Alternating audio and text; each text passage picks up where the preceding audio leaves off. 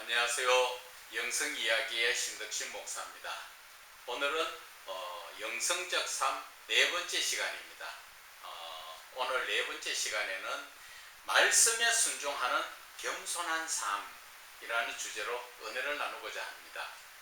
이 말씀 속에서 저와 여러분이 이해를 돕기 위해서는 성경에 나만 장군을 말씀을 드릴 수가 있습니다. 나만 장군이 열왕기하 5장 2절에서 3절에 나오는 그 나만 장군의 모습을 우리가 한번 생각해 보자는 것입니다. 나만 장군은 자기 위로는 왕밖에 없죠. 그 나라에서 2인자입니다. 그래서 그만큼 높은 지위에 있는 사람이 저와 여러분 같으면 지나가던 하찮은 사람이 나에게 뭐 이야기하면 거기에 대해서 그 말을 깊이 듣고 생각하는 그런 것들이 있겠습니까? 나만 장군의 약점이라는 것은 문둥병에 걸려 있죠. 그런데 자기 집에 이스라엘에서 잡은 작은 어린 소녀, 그 계집종이죠. 계집종이 자기 그 집안 식구들한테 말합니다. 우리 주인이 만약에 이스라엘에 있었다면 그 선지자를 통하여 저 문둥병 나을 수가 있었는데, 그렇게 이야기를 한 소리를 듣고 나만 장군이 그 말을 정말 귀담아 들었다, 경청했다, 그렇게 볼 수가 있죠. 그래서 그 작은 계집종인데 그 종의 이야기 한마디에 남은 나라에까지 가려고 할 수 있는 그러한 믿음을 가졌다는 것이지. 그 어린아이가 뭐 농담 삼으로 할 수도 있고 한데, 그것도 자기의 그 문둥병의 최고의 약점을 가지고 그 나라의 선지자를 찾아가기 위해서 나선다는 것. 여러분들은 어떻습니까? 만약에 여러분들께서 높은 지위에 있는 분인데 권력을 가졌거나 돈이 많거나, 참 그런데 고치지 못할 병이 있는데 그 어줍잖은 그 여자아이 하나가, 어린아이 하나가 한마디 하는 그 이야기를 믿고 해외로 출장을 따라 나갈 수가 있겠습니까? 확실한 그것도 없이. 그러나 나만 장군은 그 하찮은 계집종의 이야기도 흘려듣지 않고 그 말을 귀담아 듣고 그가 자기 왕에게 가서 이야기합니다. 저 이스라엘에는 이제 그 선지자가 있다는데 내 문둥병을 고칠 수가 있답니다. 내가 거기에 다녀올 테니까 왕이시여 서신을 한 장, 추천서를 써주십시오. 이렇게 해서 많은 재물을 가지고 이스라엘에 가서 이스라엘 왕 앞에 나서니까 이스라엘이 야, 이거 나 애 먹이려고 지금 무슨 구실을 들어서 우리나라를 전쟁으로 치려고 지금 이런 거 아니냐, 그러면서 염려 걱정을 했을 때 그 소문이 엘리사에게 들어갔죠. 그러니까 엘리사가 오라 그러세요, 내가 처리하겠습니다. 그렇게 해서 나만 장군이 엘리사를 찾아갑니다. 그런데 엘리사가 나만 장군이 엘리사를, 선지자를 찾아갈 때 자기가 생각할 때는 나와서 손을 얹어주고 뭐 만져주고 뭐 약을 주든지 뭐 어떻게 해서 그래서 나서 낫게 해줄 거 아닌가, 그런 생각을 했다 그랬죠. 그런데 그 나만 장군이 엘리사 집 앞에 오니까 엘리사가 나오지도 않고 종을 시켜서 저 요단강에 가서 몸을 7번 담그라, 그 이야기만 한 거예요. 그러니까 나만 장군은 화가 났지요. 우리나라의 강의 물이 여기보다도 더 깨끗한 물인데 그 깨끗한 물 놔두고 이 더러운 물에 내가 몸을 담그랴. 그래서 화가 나서 돌아가려고 할 때 같이 따라왔던 종들이 이야기합니다. 아버지여, 이거보다 더 심한 것도 시켰으면 할 건데 한번 해보세요. 종들의 이야기를 듣고 그는 요단강에 들어가서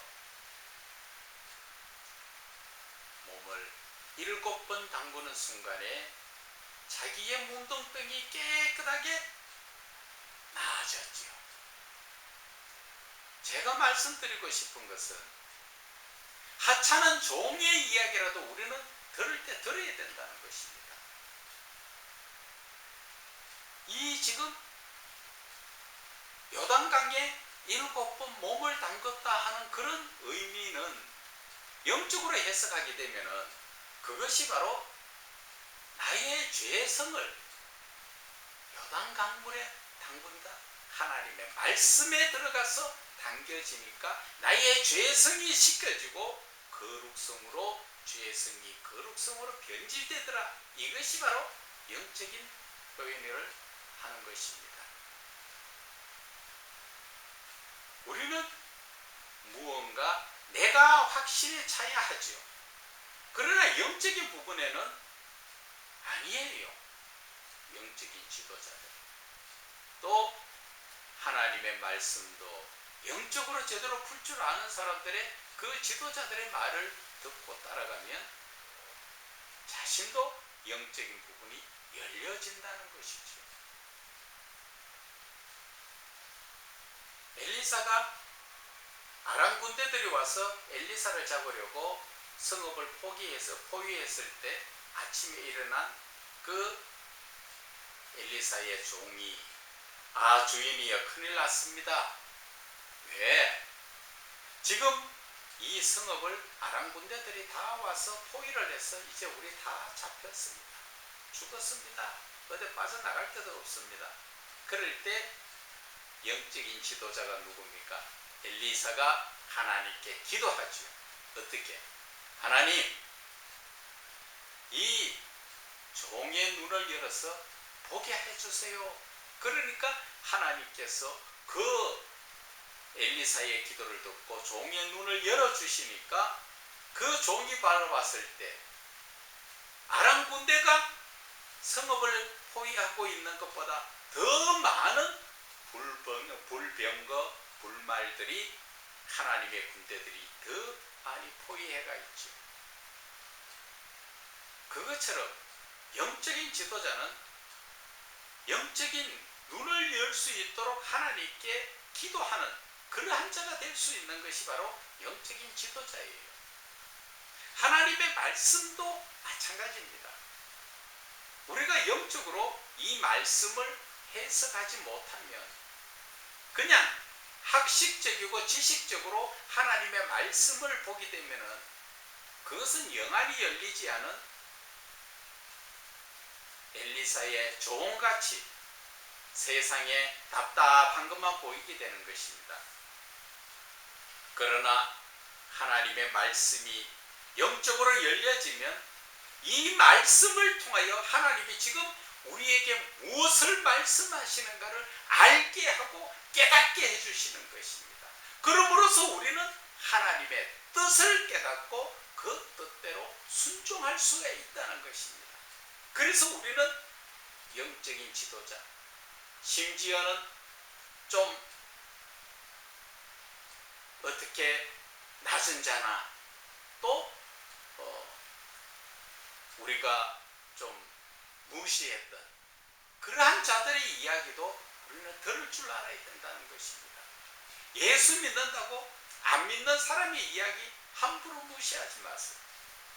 안 믿는 사람을 통하여 하나님이 나에게 깨닫게 해주시기 위해서 말씀할 때가 참 많습니다.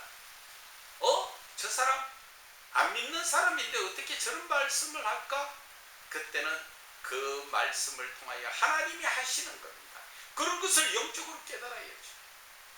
꼭 영적인 지도자만 나에게 깨닫게 하는 것이 아니라 오늘 이 나아만 장군 집에 있는 어린 계집 종을 통하여서 하나님이 역사하시는 것을 우리는 볼 줄 알아야 된다는 것입니다. 그래서 항상 믿는 자든 믿지 않는 자든 어느 누구도 사람이 외모로 무시하면 안 되고 그 사람의 말을 항상 경청할 줄 알아야 된다는 것입니다. 그럴 때 그 말씀 속에서 하나님께서 놀라운 역사의 말씀을 깨닫기도 해주십니다. 직접적으로 내가 영적으로 온전히 섰다면 하나님께서 나에게 직접 말씀하시지만, 내가 영적으로 서지 못한, 아직까지도 예수를 믿어도 바른 믿음에 서지 못하고 하나님과 교제를 나누지 못했다면 나만 장군과 다를 바가 없다는 것입니다. 그런 사람에게 깨닫게 해주실 때는 믿는 자를 통하여서든지 믿지 않는 자를 통하여서든지 하나님은 나에게 말씀해 주실 때 그 말씀을 우리는 잘 깨달아야 된다는 것입니다. 하나님이 말씀 주셨다고 이 말씀 무슨 말인가 알아. 그렇게 하면 하나님의 뜻은 평생 공부입니다. 내가 아는 말씀이지만 하나님이 주셨을 때는 당연히 하나님, 이 말씀이 무슨 말씀입니까? 왜 이 말씀을 주셨습니까? 내가 어떻게 하기를 원하십니까? 하나님 앞에 영적으로 하나님께 묻고 나아가야, 그래야 하나님의 뜻을 깨닫고 그 뜻대로 순종할 수가 있다는 것을 여러분들은 아셔야 됩니다. 그것이 바로 영적인 삶이라는 것입니다. 그 영성적 삶이라는 것입니다. 영성적 삶이라는 것은 항상 하나님이 나와 동행하시기 때문에 말씀 가운데서나 기도 가운데서나 예배 가운데서나 하나님은 찬송 가운데서나 나와 동행하시고, 내가 무언가 하나님께 교통교제가 깊어질 때는 생각만 해도 하나님이 거기에 응답을 주시는 그런 놀라운 역사가 일어난다는 것을 여러분들은 아셔야 됩니다. 그래서 이 영성적 삶을 살면은 정말 재밌습니다. 눈앞에 현실적으로 금덩어리가 그런 거는 아무 상관없어요. 거기는 쳐다봐주지도 않고 욕심도 가지지 않습니다. 어떻게 하면 하나님과 만나서 하나님과 더 교제를 나눌까? 하나님이 지금 뭘 원하실까? 그런 것을 할 때 하나님이 참 기뻐하실 거예요. 그때 하나님의 기쁨이 너희에게 충만하게 하리라. 그 말씀처럼 하나님의 기쁨이 나에게 들어오면 어떻게 세상적으로 표현할 수 없는 그런 기쁨으로 살아갈 수 있는 것, 이것이 바로 영성적 삶이라는 것을 말씀을 드립니다. 감사합니다.